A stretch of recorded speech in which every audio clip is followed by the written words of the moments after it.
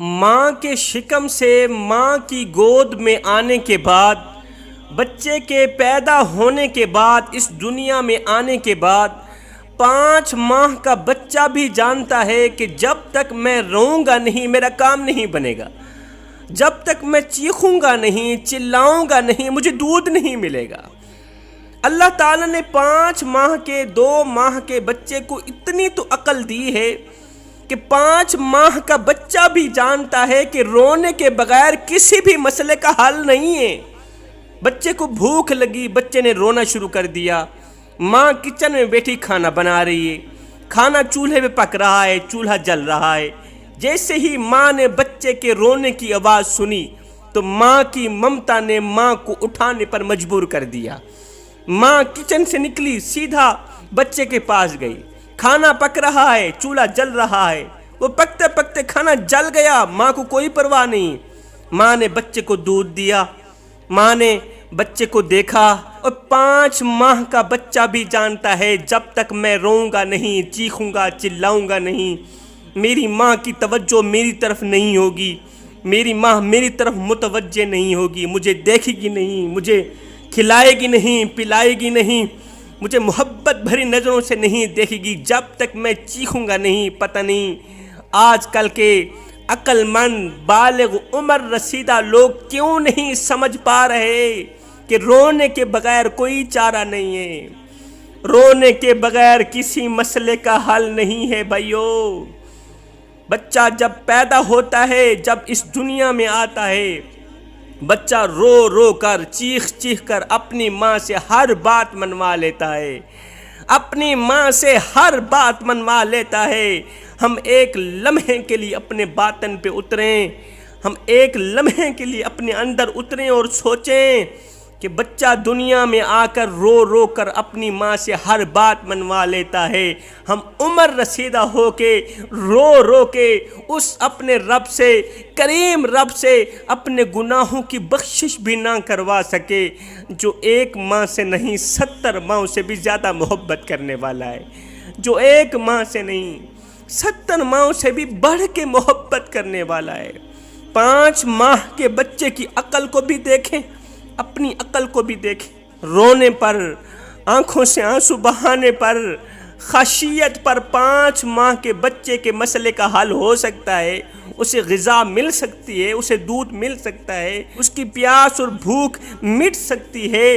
تم عمر رسیدہ ہو گئے ہو، کیا رونے اور چیخنے پر، خشیت الہی پر اللہ کی رحمت تمہاری طرف متوجہ کیوں نہیں ہو سکتی؟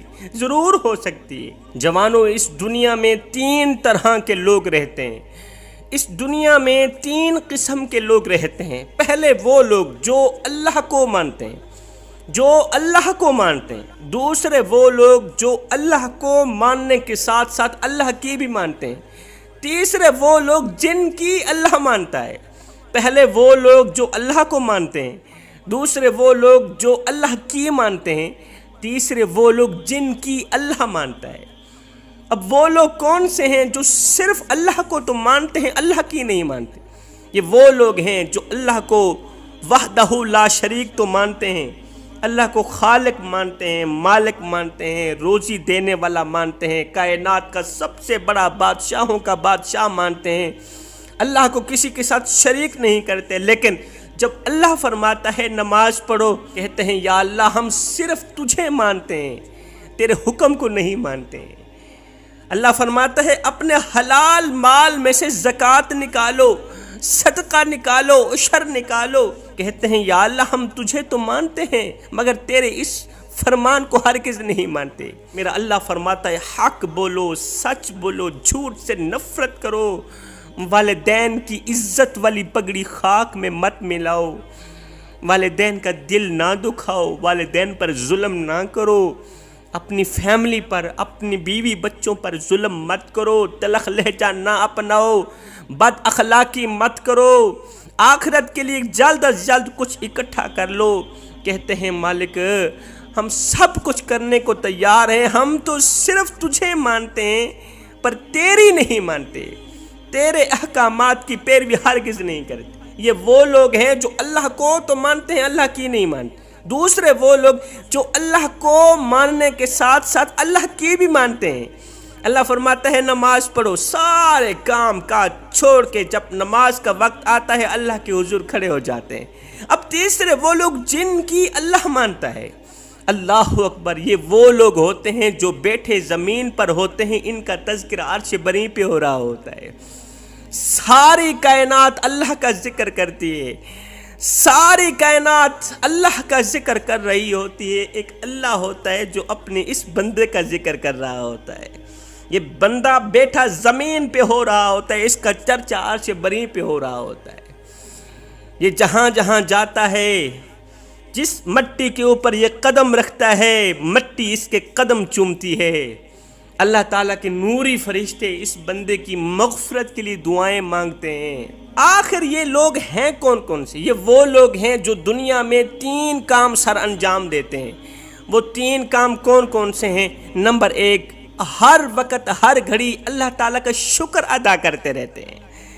شکر کا لفظ ہر وقت ان کی زبان پہ جاری رہتا ہے۔ یہ اس وقت تک کھانا نہیں کھاتے، اس وقت تک اللہ تعالیٰ کا دیا رزق ہرگز نہیں کھاتے جب تک یہ نماز نہیں پڑھتے، اللہ کے حضور سجدہ کر کے اللہ کا شکر ادا نہیں کرتے۔ وہ ایک اللہ کا ولی تھا، بزرگ تھا، اس کی آنکھوں کا آپریشن ہوا نا، تو ڈاکٹر نے کچھ دنوں کے لیے سجدہ کرنے سے روکا، نماز پڑھنے سے روکا کہ بابا جی آپ نے نماز نہیں پڑھنی، نماز پڑھو گے سجدے پہ جاؤ گے آنکھوں پہ بوجھ پڑے گا، وزن پڑے گا، کہیں آنکھیں خراب نہ ہو جائے، کچھ دنوں کے لیے تو نے نماز نہیں پڑھنی، اللہ کو سجدہ نہیں کرنا۔ یہ بابا جی گھر آئے، اس نے آتے ہی کھانا پینا چھوڑ دیا، نہ کھاتے ہیں نہ پیتے ہیں۔ ایک دن گزرا، کچھ نہیں کھایا کچھ نہیں پیا، دوسرا دن گزرا، کچھ نہیں کھایا کچھ نہیں پیا، تیسرے دن گھر والے بول ہی پڑے بابا جی ڈاکٹر نے تو آپ کو سجدہ کرنے سے روکا تھا، ڈاکٹر نے تو آپ کو نماز پڑھنے سے روکا تھا، کھانا کھانے سے تو نہیں روکا تھا، کھانا کیوں نہیں کھاتے؟ یہ سن کر بابا جی کی چیخ نکل گئی، رو کر کہنے لگا بیٹے جس مالک کو سجدہ نہ کر سکوں، جس اللہ کو سجدہ نہ کر سکوں، اس کا رزق کھاتے ہوئے مجھے شرم آتی ہے۔ یہ وہ لوگ ہیں اس وقت تک کھاتے نہیں پیتے نہیں جب تک اللہ تعالیٰ کا شکر ادا نہیں کرتے۔ فرمایا دوسرے وہ لوگ جو مال و دولت کے ہونے کے باوجود بھی، امیر ترین ہونے کے باوجود بھی، اقتدار رکھنے کے باوجود بھی، بڑا عہدہ سنبھالنے کے باوجود بھی، سرکاری کرسی ملنے کے باوجود بھی، جب یہ غریبوں میں بیٹھتے ہیں تو یوں محسوس ہوتا ہے جیسا کہ یہ غریب ہیں۔ اس کا مطلب یہ نہیں کہ وہ اللہ تعالیٰ کی دی گئی نعمتوں کا چرچا نہیں کرتے، اچھا کھاتے نہیں، اچھا پیتے نہیں، نہیں، اللہ تعالیٰ آپ کو رزق دے، آپ اچھا کھائیں، اچھا پئیں، اچھا پہنیں، تاکہ اللہ تعالیٰ کی دی گئی نعمتوں کا چرچا ہو۔ یہ عمل اللہ تعالیٰ کو بہت ہی زیادہ پسند ہے۔ غریبوں میں بیٹھ کے، غریبوں کی مجلس میں بیٹھ کے غریب ہونے کا مطلب یہ ہے کہ یہ اپنی دولت کی نمائش نہیں کرتے۔ میرے نبی نے فرمایا صحابہ کسی بیوہ عورت کے سامنے اپنی بیوی کی تعریف بیان نہ کرنا، کسی بیوہ عورت کے سامنے اپنی بیوی سے پیار نہ کرنا، اس سے بیوہ عورت کا دل دکھے گا۔ صحابہ کسی یتیم بچے کے سامنے اپنے بچے سے پیار نہ کرنا، اس سے یتیم بچے کا دل دکھے گا، اس کو مرا ہوا باپ یاد آئے گا۔ اور صحابہ کسی غریب کے سامنے اپنی دولت کی نمائش نہ کرنا، کسی غریب کے سامنے اپنے مال کی پیسوں کی نمائش نہ کرنا، اس سے غریب کا دل دکھے گا، وہ اللہ کے سامنے شکوہ کرنے پہ مجبور ہو جائے گا، یا اللہ اس میں کون سی ایسی خوبی تھی، تو نے اسے اتنے رزق سے نوازا کہ اس نے میرا جینا حرام کر دیا، میں نے کون سا ایسا گناہ کیا تھا کہ تو نے مجھے رسوا کر دیا، معاشرے میں ذلیل کر دیا۔ نہیں نہیں، کسی کو دکھ نہیں دینا، کسی کا دل نہیں دکھانا، کہیں ایسا نہ ہو کہ وہ اللہ کے سامنے تمہارا نام لے کر رو پڑے۔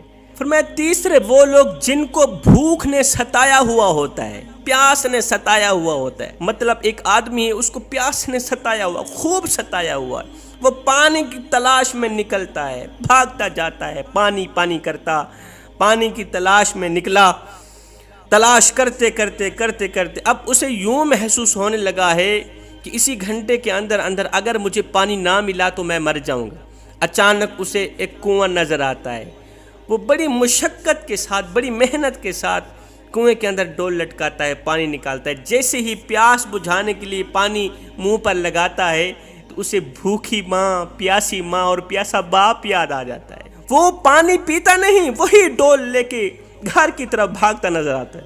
گھر جاتا ہے، پہلے بھوکی پیاسی ماں کو پانی پلاتا ہے، پھر پیاسے باپ کو پانی پلاتا ہے، ان کی پیاس بجھانے کے بعد اپنی پیاس بجھاتا ہے۔ اس طرح کے یہ وہ لوگ ہوتے ہیں جو بیٹھے زمین پر ہوتے ہیں، ان کا چرچا عرش بریں پہ ہو رہا ہوتا ہے۔